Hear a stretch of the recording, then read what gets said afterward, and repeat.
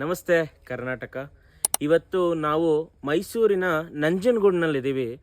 ನೀವು ಇವತ್ತು ಏನಕ್ಕೆ ಬಂದಿದ್ದೀನಿ ಅಂದರೆ, ನಮ್ಮ ಒಬ್ಬ NRI ಕ್ಲೈಂಟ್ ಅವ್ರದ್ದು 5 ಎಕರೆ ಜಮೀನಿಗೆ ಇವತ್ತು ವಿಸಿಟ್ ಮಾಡಿದ್ದೀವಿ.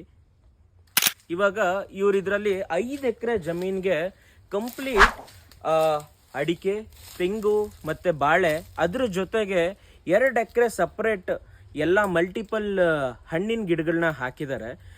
ಈಗ ಇವ್ರು ಆಗಲೇ ಆರ್ಗ್ಯಾನಿಕ್ ಫಾರ್ಮಿಂಗ್ನ ಪ್ರಾಕ್ಟೀಸ್ ಮಾಡ್ತಾ ಇರೋ ಕಾರಣದಿಂದ, ಇವರು NRI ಆಗಿರೋದ್ರಿಂದ ಇವ್ರ ಫಾರ್ಮ್ನ ಟೇಕ್ ಓವರ್ ಮಾಡ್ತಾ ಇಲ್ಲ. ಅದಕ್ಕೋಸ್ಕರ ಅವರು ನಮ್ಮ ಟೀಮ್ ಕಲ್ಪ ಕೃಷಿ ಅವ್ರನ್ನ ಕಾಂಟ್ಯಾಕ್ಟ್ ಮಾಡಿದ್ದಾರೆ.